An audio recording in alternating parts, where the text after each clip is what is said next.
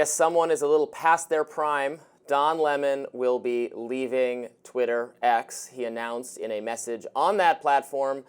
Let's watch it right now. Hi, everyone. I have loved connecting with all of you on Twitter and then on X for all of these years. But it's time for me to leave the platform.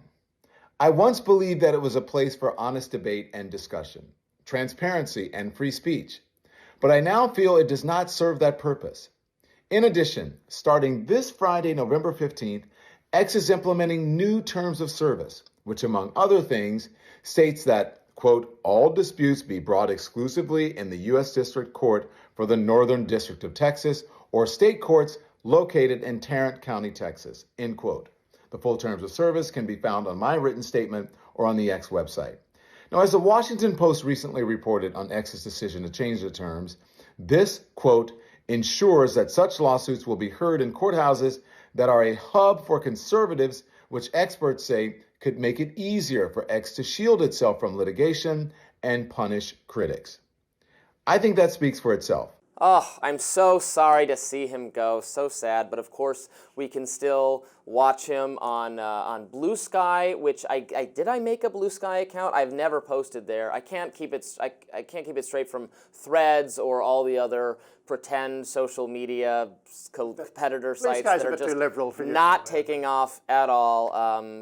These are like, I don't know, trauma circles for liberals who've abandoned X. So I think there's two questions here, apart from your sympathy for all these media figures for whom your heart is clearly bleeding today. Right? Breaking. Again, where is my tissue box? You just got a lot of people who you really feel for who are struggling badly today. It's hard.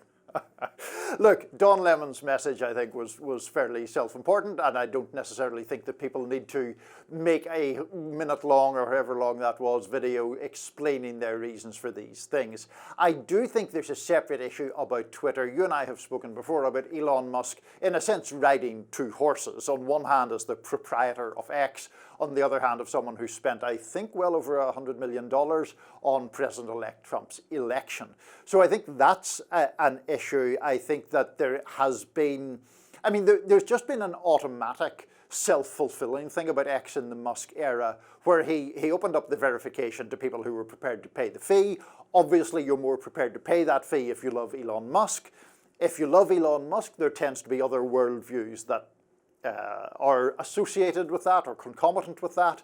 And so the usage of X becomes very Elon-loving, and all the other views that go along with that, a sort of right-leaning, would you call it even libertarianism? I don't know if he's really libertarian.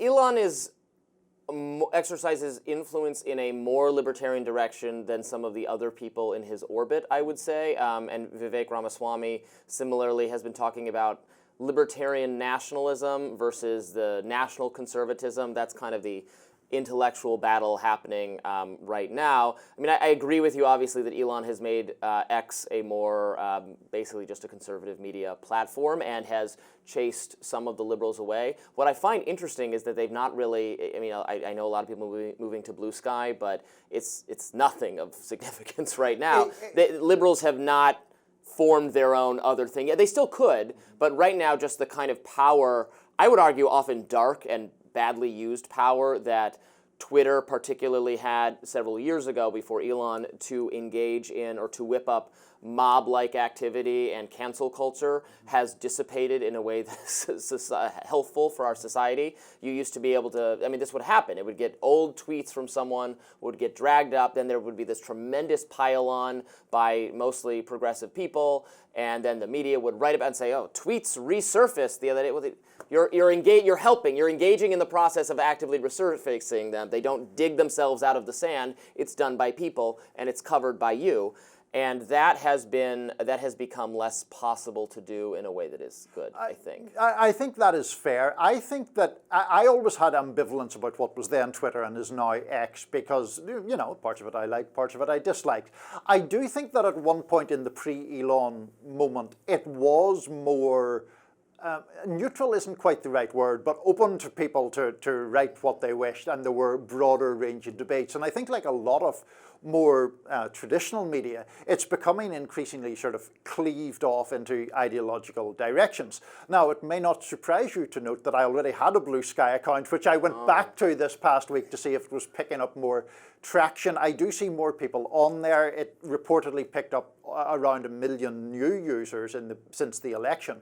One thing that I'm curious about is whether, I mean, it's obviously a lot smaller than X, and I would like it to be a more, general forum. My worry is that it becomes a sort of a liberal truth social, which is pointless for my purposes as well, because then you just have people talking to themselves and congratulating each other on how right they are about everything, and I don't find that very interesting. And then you have the problem, Namiki and I were having this argument the other day where she's saying, well, the algorithm on X is pushing just conservative content on people and they don't want it. I was like, I don't know exactly what's going on, but what I suspect is that with the exodus of liberal-minded people, the ideological orientation of the average user of the site has moved to the right, and it is not, I don't think it's so much the case that the algorithm is pumping content at people that they don't want to see. That would be an unusual feature for a social media site that wants to be profitable. More likely, it is pumping exactly the kind of content that the now existing user base wants to see, and that just is moving in a rightward direction. Yeah, which, one of the question marks over Elon Musk's ownership of X is these stories that come out frequently about how it has fallen significantly in value because there has been an exodus of more liberal users, but also because I think it has become identified with the right in a way that maybe some advertisers love, but others don't at all, because you are now perceived to be lining up with Elon Musk's political views to a certain degree. To a degree, although I think some of the advertisers declining to work with X was not, I mean, it was freely arrived at by them, but was motivated by some, in my view, not entirely honest descriptions of how much Nazi or hateful content there's on the site that's counted by like Media Matters type organizations that are very ideologically driven and routinely, in my view, overinflate the amount of hate. The way they're quantifying it is to make it sound like this problem is always getting worse and always out of control, and that is what spooked advertisers rather than the advertisers of their own volition independently saying, oh, we don't want our stuff next to this. Some of the documents those third-party organizations have produced to show, look at your ad next to some Nazi was very dishonest when it was looked at closely, and I would warn advertisers to be discerning of that kind of thing. Before we wrap, we should comment on what Don Lemon actually said in that video about the court venue changing, which I know nothing about, but like, what are you going to be suing X over? The point of the internet statute, which I defend all the time, Section 230, is that, right, the platform cannot be sued for your content. You can be sued. It's your words. The platform can't. That's true of Facebook. That's true of the comment section on any website online. That's just how it works. If you could sue the website, that would end the internet as we know it. They would not allow people to just spout off, and I like people spouting off, so we should not change that law. Yeah, I mean, that's a whole other argument about that particular section of the law. I don't know exactly what Don Lemon's referring to there. I did find it an odd amalgam of arguments that on one hand he was like, come see my YouTube show, and then into the middle of it was welded this piece about the Texas courts. Was he suggesting he would sue Twitter? He would be sued? I mean, I don't know what that was about. Well, keep trying, Don Lemon. I'm sure there's a platform out there where you can succeed one day. Keep the faith. More Rising right after this.